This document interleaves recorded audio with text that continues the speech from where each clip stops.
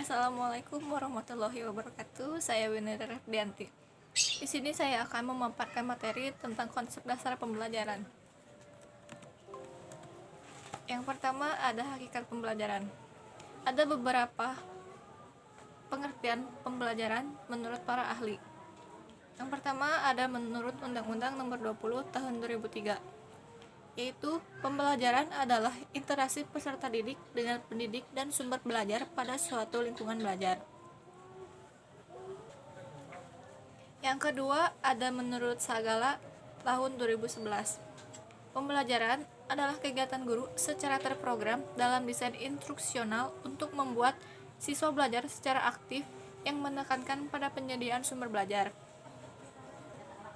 Yang ketiga ada menurut Gagne tahun 1977, yaitu pembelajaran adalah seperangkat peristiwa-peristiwa eksternal yang dirancang untuk mendukung beberapa proses belajar yang bersifat internal.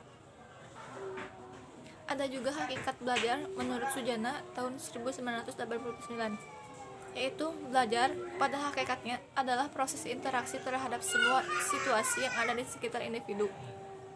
Belajar dapat dipandang sebagai proses yang diarahkan kepada tujuan dan proses berbuat melalui berbagai pengalaman. Belajar juga merupakan proses melihat, mengamati, dan memahami sesuatu.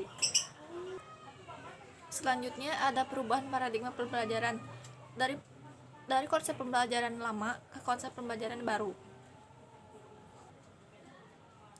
Paradigma lama yaitu adalah di mana konsep pembelajaran dimaknai sebagai transfer ilmu dari guru kepada siswa sehingga guru menjadi satu-satunya sumber informasi. Paradigma baru yaitu di mana konsep pembelajaran inovatif berpusat pada siswa. Guru berperan sebagai fasilitator dan motivator. Dan yang selanjutnya ada landasan konsep pembelajaran. Ada beberapa landasan konsep pembelajaran.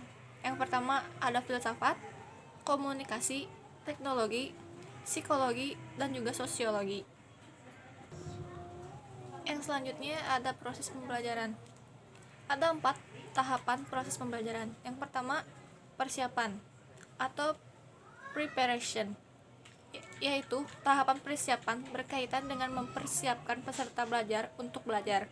Tujuan tahap persiapan adalah untuk menimbulkan minat peserta belajar, memberi mereka perasaan positif mengenai pengalaman belajar yang akan datang dan menempatkannya dalam situasi optimal untuk belajar. Yang kedua, penyampaian atau presentation. Tahap penyampaian dalam siklus pembelajaran dimaksud untuk mempertemukan peserta belajar dengan materi belajar yang mengawali proses belajar secara positif dan menarik. Tujuan tahapan penyampaian adalah membantu peserta belajar dalam menemukan materi belajar yang baru dengan cara menarik, menyenangkan, relevan, melibatkan panca indera, dan cocok untuk semua gaya belajar. Yang ketiga ada latihan atau practice.